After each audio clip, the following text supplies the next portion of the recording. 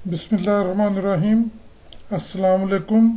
मैं Asghar Ali education plus computer college की जानिब से अमेज़ॉन ई कॉमर्स के लेक्चर नंबर 7 के साथ हाज़िर हूँ। आज के इस लेक्चर में हम अमेज़ॉन FBA कैलकुलेटर के बारे में समझेंगे कि कैसे काम करता है। इससे पहले पिछली वीडियोस में मैं एक्सप्लेन कर चुका हूँ कि FBA से क्या मुराद है। मैं ब्रीफली उसे एक्सप्लेन कर देता हूँ। FBA से मुराद फुलफिलमेंट बाय अमेज़ॉन, मतलब ये कि जब आप अपनी प्रोडक्ट जो है, अपना सामान जो है अमेज़ॉन के हवाले कर देते हैं, उसके वेयर हाउस पे आप उसको रखवा देते हैं, तो उस वक़्त अमेज़ॉन उनको पिक पैक शिप करता है। मतलब ये कि अमेज़ॉन आपके सामान को अपने वेयर हाउस में रखेगा, उस अपने रैक्स में रखेगा। उसके बाद जब ऑर्डर आएगा तो अमेज़ॉन जो है उसको, अमेज़ॉन के मुलाजमीन उसको पैक करेंगे और उसको शिप करेंगे। इन्वाइसेस भी अमेज़ॉन के मुलाजमीन तैयार करेंगे। उसकी जो लेबल वगैरह लगाने हैं वो सारे, उसके बाद शिपमेंट सारी जिम्मेदारी अमेज़ॉन की होगी। उसके बाद जो CRM है, कस्टमर रिलेशनशिप मैनेजमेंट, वो भी अमेज़ॉन ही हमारे बिहाफ पे हैंडल करेगा। तो इस सब सर्विसेज के लिए अमेज़ॉन रेफरल फीस से हटकर वो FBA फ़ी करेगा, हमसे चार्ज करेगा। तो जब हम अमेज़ॉन पे FBA करना चाहते हैं किसी प्रोडक्ट को, तो उसे हमें देखना पड़ता है कि उसमें कितना पोटेंशियल है, वो हमें कितना प्रॉफिट दे सकती है, क्या वो ऐसी आइटम है, ऐसी प्रोडक्ट है जिसका हम FBA कर सकें। मतलब अगर उस पर हम अच्छा प्रॉफिट कमा सकते हैं तो फिर FBA करना बेहतर रहेगा।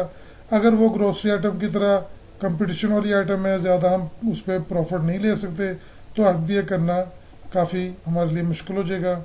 और चूँकि अमेज़ॉन की FBA फ़ीस अच्छी खासी वैल्यू करती है, अच्छी खासी हैवी होती है, हर आइटम के मुताबिक ये डिफरेंट है, कोई इसके लिए स्पेसिफिक मखसूस कोई इसके लिए परसेंटेज नहीं है। तो हमें कैलकुलेटर जो है, जो FBA के डिफरेंट कैलकुलेटर्स हैं काफ़ी। अमेज़ॉन का अपना कैलकुलेटर भी है, हीलियम 10 का भी कैलकुलेटर है, उसके बाद सेलर्स ऐप का कैलकुलेटर है। काफ़ी सारे कैलकुलेटर्स हैं जिनकी मदद से हम उसको चेक कर सकते हैं कि इस पर हमें अप्रोक्सीमेटली कितना FBA फ़ीस चार्ज होगी। तो इसके लिए हम आते हैं अमेज़ॉन के, कोई पेज मैंने पहले से ऑलरेडी ओपन करके रखा है। इसमें हमें एक तो राइट साइड पे कैलकुलेटर नज़र आ रहा है। ये कैलकुलेटर, ये जो ऊपर टूल्स हैं, ये मैंने पिछली वीडियोस में एक्सप्लेन किए हैं, इंस्टॉल करने का तरीका भी बताया हुआ है। आप वो वीडियोस देखेंगे तो आपको पता चल जाएगा। जब हम इस पेज के नीचे आते हैं तो इसी पेज के ऊपर हमें रेवेन्यू कैलकुलेटर नज़र आता है। ये बड़ा सिंपल सा कैलकुलेटर है, हमें सिंपल तरीके से गाइड करता है कि कितना हमें प्रॉफिट होगा। ये सादा सा कैलकुलेटर है, पहले हम इसको समझेंगे, फिर हम उसके डिटेल्ड कैलकुलेटर में जाकर चेक करेंगे। ये प्रोडक्ट है, इसलिए इस पेज से खुद इसकी सेलिंग प्राइस उठाई है। ये प्रोडक्ट जो हमने सेलेक्ट की है, तो इस पेज पे जितनी इसकी सेलिंग प्राइस थी, ये इस कैलकुलेटर ने खुद ब खुद उससे उठाई है, पिक की है। MFN, इससे मुराद FBM है कि अगर हमारा जो, जिनका हम अकाउंट यूज़ कर रहे हैं, या अगर हम खुद UK में, USA में हैं, तो उस वक़्त अगर हम खुद उसकी पिक पैक शिप कर रहे हैं, अमेज़ॉन इस पर इन्वॉल्व नहीं है, तो फिर हमें सिर्फ उसके ऊपर जो पैकिंग मटेरियल लगाना है उसका ख़र्चा पड़ता है। अदरवाइज़ वो हमें, या जो हमें शिपिंग कॉस्ट पड़ी है हमारे घर तक आने में सामान को, उसका ख़र्चा पड़ता है। अदरवाइज़ कोई ख़र्चा नहीं होता। तो फ़र्ज़ कर लेते हैं कि इस केस में हमें ये आइटम जो है $20 की हमें ख़र्चा आया, टोटल सारा जो इसमें कॉस्ट है। तो अब हम देख सकते हैं कि अमेज़ॉन की जो रेफरल फ़ी है वो है 4.95, तकरीबन $5। ये अमेज़ॉन की रेफरल फ़ी है। अगर आप इसको जूम करके देख सकते हैं तो ये देखिए, ये रेफरल फ़ी है जो इस पे नज़र आ रही है। रेफरल फ़ी वो फीस है, मैं पहले कई दफ़ा बता चुका हूँ, जो अमेज़ॉन हमें एक कस्टमर रेफ़र करता है, उसके अगेंस्ट जब हम प्रॉफिट कमाते हैं, वो ऑर्डर प्रोसेस करते हैं, तो अमेज़ॉन हमसे रेफरल फ़ी चार्ज करता है, लेकिन रेफरल फ़ी और चीज़ है, FBA फ़ी और चीज़ है।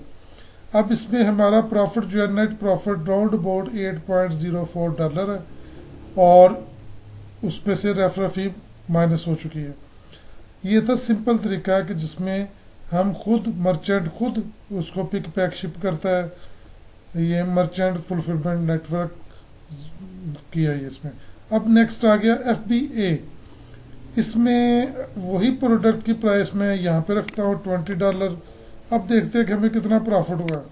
इसमें $11 टोटल FBA फ़ी है, जिसमें रेफरल फ़ी 4.59 भी शामिल है।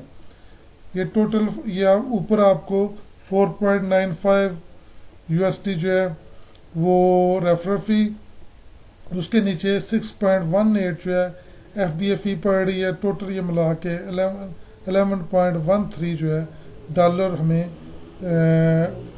FBA और रेफरल फ़ी नज़र आ रही है। हमारा प्रॉफिट जो है सिर्फ $1.86 हमारा प्रॉफिट है इस केस में।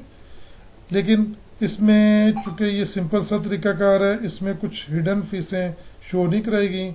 इसी चीज़ को हम डिटेल में जाके हम देखते हैं। जो कैलकुलेटर हमें ऊपर नज़र आ रहा है यहाँ पे, ये हमें काफ़ी डिटेल में बताएगा। ये टी-फॉल ब्रांड बता रहा है जिसका हमने ये चीज़ प्रोडक्ट ओपन की हुई है, और इसी पेज पर से वो हमें प्राइस भी बता रहा है 20.98। ये उसके साइज़ के मुताबिक प्राइस है। हम इसको चेंज करेंगे, 32.99 हम प्राइस रखेंगे, जो कि असल में इसका प्राइस है, क्योंकि साइज़ के मुताबिक छोटे साइज़ वाले का वो प्राइस शो करा रहा है। 32.99 इसका प्राइस है, और इसमें कॉस्ट जो है $20 हम डालते हैं, और $20 के बाद हम इसको पहले मर्चेंट FBM करके देखते हैं। उस सूरत में हमें रेफरल फ़ी वही 4.59 जो हमने नीचे रेवेन्यू कैलकुलेटर में देखी है। कोई फुलफिलमेंट फ़ी नहीं है, कोई एक्स्ट्रा चार्जेस नहीं है, कोई कुछ नहीं है। टोटल 4.95 रेफरल फ़ी, और प्रॉफिट हमारा 8.04 है। यही पहले हमने रेवेन्यू उस पेज पे रेवेन्यू कैलकुलेटर में देखा है। और इसमें प्रॉफिट मार्जिन 24% है, जबकि रिटर्न ऑन इन्वेस्टमेंट, इससे मुराद ये होती है कि आपने जितनी इन्वेस्टमेंट की है उसके ऊपर रिटर्न कितना है, ये 40% है। तो ये हमने FBM किया है। अब इसी को FBA करते हैं तो हमें उसी का वो काफ़ी डिटेल में चीज़ें बताएगा कि रेफरल फ़ी जो है 4.95, जो कि पहले से भी हमें पता है। उसके बाद फुलफिलमेंट फ़ी 5.85 है, जबकि उस वक़्त उसने थोड़ी सी डिफरेंट बताई थी। ये उसने monthly storage charges revenue calculator में शो नहीं किए थे, ये इनको जमा कर दिया था उसने। तो ये टोटल मिला के 11.59 ही वहाँ पे शो हुई थी। तो इसमें हमारा जो प्रॉफिट है $1.4 है, और प्रॉफिट मार्जिन 4% है। रिटर्न ऑन इन्वेस्टमेंट 7 है, हमारी नज़र आ रही है 7%। तो ये उसने काफ़ी डिटेल में हमें चीज़ें बताई हैं। इसी तरीके से अगर हम इसी का हीलियम 10 के हम अगर कैलकुलेटर को ओपन करना चाहते हैं, तो ये हीलियम 10 का प्रॉफिट कैलकुलेटर है। हम इस पे चल जाते हैं, ये काफ़ी डिटेल में हमें यही सारी चीज़ें दिखाएगा। ये देखें, डायमेंशन भी उसने दिखाई है, जो कि इधर हमें इस कैलकुलेटर ने नहीं शो कराई थी। ये सेल कास्टर का कैलकुलेटर है। सेलर्स ऐप का भी कैलकुलेटर होता है, अमेजोन का भी कैलकुलेटर होता है। तो ये हीलियम 10 का कैलकुलेटर है, जो कि हमें इसकी डायमेंशन भी बता रहा है। ये पेज के ऊपर से उसने लिस्टिंग पेज के ऊपर से पिक किया है, उसका वेट भी बता रहा है, और उसके साइज़ टायर बता रहा है कि ये जी स्टैंडर्ड साइज़ है, ये लार्ज साइज़ है। उसके बाद उसका एग्जैक्ट प्राइस जो है 32.99 शो कर रहा है। आइटम इसको 1 मंथ हुआ लिस्ट किए हुए, और स्टोरेज की 1 मंथ की उसकी स्टोरेज है। उसके बाद वो हमें बता रहा है कि 6.6 जो है यूनिट मैन्युफैक्चरिंग कॉस्ट जो है ये शो करा रहा है। उसके बाद एस्टिमेट फ्रेट वो बता रहा है कॉस्ट 2 पॉइंट समथिंग, और यूनिट फ्रेट कॉस्ट 1.92। ये काफ़ी डिटेल में उसकी जो स्टोर पे स्टोरेज फ़ी जो है वो बता रहा है। 0.25 से लेकर 0.81 तक रेंज है ये। तो ये काफ़ी सारे फीसेस जो है ना इसमें शो करा रहा है, जो अमेजोन के वेयर हाउस पे डिफरेंट कैटेगरीज में इसी के ऊपर पड़ती है, जबकि हमें इसमें उसने सिर्फ मोटी मोटी जो है हमें फीसेस हैं वो कैलकुलेट करके दे दी हैं। ये भी वही हैं और इसके राउंड अबाउट ही वो भी सारी कैलकुलेट होकर बनेगी। उसके बाद नीचे आके जो एफ बी ए फी है वो 6.18 और उसके 5.95 जो है 4.95 सॉरी ये रेफरल फी है।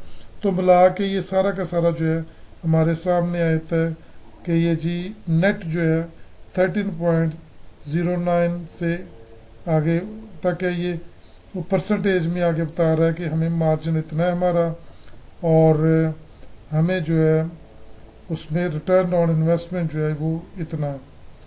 ये वो रेंज जो है ना बता रहा है जनवरी से सितंबर और डिफरेंट कैटेगरीज में। ये काफ़ी डिफरेंट चीज़ें हमें बता रहा है। और इसमें अभी हमने कुछ भी कॉस्ट हमने नहीं बताई। ये वो जब हम यहाँ पे कॉस्ट बताएंगे तो फिर हमें प्रॉफिट एग्जैक्ट हमें बताएगा। $20 का हमने पहले लिखा था कॉस्ट वगैरह। तो अब हम देखते हैं कि इसकी कॉस्ट अगर हम देते हैं यहाँ पे, अब हमारा प्रॉफिट मार्जिन क्या है। तो नेट में हमें वो बता रहा है 6.49 और हमने उसके डिफरेंट कैटेगरीज में ये डिफरेंट मतलब 12 आपके एफ बी ए मतलब 32.99 इसकी प्राइस है। और ये डिफरेंट कैटेगरीज में सारी चीज़ें वो शो करा के हमें ये इतना ज़्यादा करा रहा है, लेकिन इतना ज़्यादा हमारा प्रॉफिट नहीं है। हमारा प्रॉफिट जो है वो 1.4 एफ बी एम में है, और एफ बी ए में हमें जो सॉरी एफ बी ए में हमें 1.4 है, जबकि एफ बी एम में हमें जो है वो प्रॉफिट हमारा ज़्यादा बनता है। तो इसमें डिफरेंट कैलकुलेटर्स डिफरेंट कैटेगरी में जाके शो कराते हैं। तो हमें इसमें चूँकि ये काफ़ी डेप्थ में है और इसमें उसने जो ये प्राइस अदर कॉस्ट है वो 20% परसेंटेज में ली है, लेकिन यहाँ पे उसे एग्जैक्ट जो है ना कॉस्ट यहाँ देनी चाहिए थी ऑप्शन, जिसमें हमें उसको पता चलता है कि फ्रेड कॉस्ट है डिफरेंट कॉस्ट है, लेकिन उसने कॉस्ट प्राइस यहाँ पे बॉक्स शो नहीं कराया। स्टोरेज फीस और वेट और वो अदर चीज़ें प्राइस है, एस्टिमेट प्राइस है। तो ये उसकी प्रॉफिटेबिलिटी कैलकुलेटर है, ये उतना एग्जैक्ट वाज़े तौर पे नहीं शो करा रहा जितना एग्जैक्ट वाज़े तौर पे सेल कास्टर का शो करा रहा है। तो इस तरीके से हम एक और कैलकुलेटर भी ले सकते हैं जिसके इसके ऊपर चूँकि उसने परसेंटेज में अदर जो है ना ये परसेंटेज की बजाय अगर एग्जैक्ट डॉलर में हम कर दें, हाँ अब ठीक है। ये हम उसमें परसेंटेज में थी, हम इसको डॉलर में करते हैं तो $20 का जब ये आएगा तब ये सारी चीज़ें माइनस होगी, नेगेटिव में आ गई। अब ये नुकसान शो करा रहा है क्योंकि इसने ज़्यादा डिटेल में खर्चे शो कराए हैं। तो यहाँ पे जो इस तरह 1.4 प्रॉफिट शो करा रहा था, यहाँ पे आके वो भी खर्चे में वो माइनस में चला गया प्रॉफिट जो है। तो डिफरेंट कैलकुलेटर में थोड़ा बहुत डिफरेंट रिजल्ट होता है, लेकिन जब भी आप कोई भी प्रोडक्ट एफ बी ए करते हैं तो आपने कम अज़ कम उसकी डबल से ज़्यादा रेट लगाना है। मतलब ये कि अगर आपकी 30 आपको वो $20 की वो प्रोडक्ट मिल रही है तो आप उसको 40 से ज़्यादा का रेट लगाएं सेलिंग प्राइस में, तब जाके आपको मुनाफा शो होगा। तो आप 100% से ज़्यादा रखेंगे तो आपको फ़ायदा होगा, अदरवाइज़ आपको काफ़ी सारी डिटेल में कैटेगरीज में जब कटौती होगी तो उस वक़्त आपके प्रॉफिट जो है वो नेगेटिव हो जाएगा और वो आपको नुकसान होगा। तो आप एक दो और कैलकुलेटर्स हैं उनको भी यूज़ कर सकते हैं। 3-4 कैलकुलेटर्स की मदद से आप किसी एग्जैक्ट पॉइंट पर पहुंच सकते हैं कि ये प्रोडक्ट हमें एफ बी ए करनी चाहिए या नहीं करनी चाहिए। तो इसलिए हमें कोई भी प्रोडक्ट करने से पहले उसका अंदाज़ा लगाना चाहिए। थोड़ी बहुत वेरिएशंस होती हैं हर कैलकुलेटर में, चूँकि वो अमेज़ॉन के अपनी एल्गोरिथम है एफ बी ए का। हो सकता है कि वो उस पर अमेज़ॉन पे जब हम एक्चुअली फुलफ़िल करें, हम उसकी एफ बी ए करें तो इससे डिफरेंट रिजल्ट आए। तो ये माइनर सा चेंजेस होती हैं, लेकिन बहरहाल इसमें भी, और ये जो सेल कास्ट है ये भी कुछ ज़्यादा प्रॉफिट शो नहीं करा रहा, $1.4 का कोई प्रॉफिट नहीं है। तो इसलिए ये यकीनन नेगेटिव में आ जाएगा जब एक्चुअली आप इसको एफबीए करेंगे इस प्रोडक्ट को। तो इसलिए आप प्रोडक्ट का कम से कम डबल से ज़ायद रेट रखें, जितने कि आपको टोटल खर्चे डाल के वो मिल रही है उससे आप थोड़ा सा ज़्यादा रखें, डबल से ज़्यादा रखें। $20 की अगर आई है तो आप $40 तक और 42, 35 तक रखें उसका सेलिंग प्राइस। और अगर वो आपको $25 की मिली है, आपकी कॉस्ट आई है, खर्चा आया है, तो फिर आप उसको $50 से ज़्यादा रेट सेलिंग प्राइस रखें, ताकि एफबीए करने के बाद आपको नुकसान का सामना ना हो। उम्मीद है आपको इस लेक्चर की समझ लगी होगी। नेक्स्ट लेक्चर तक के लिए मुझे इजाज़त दें। खुदा हाफिज़।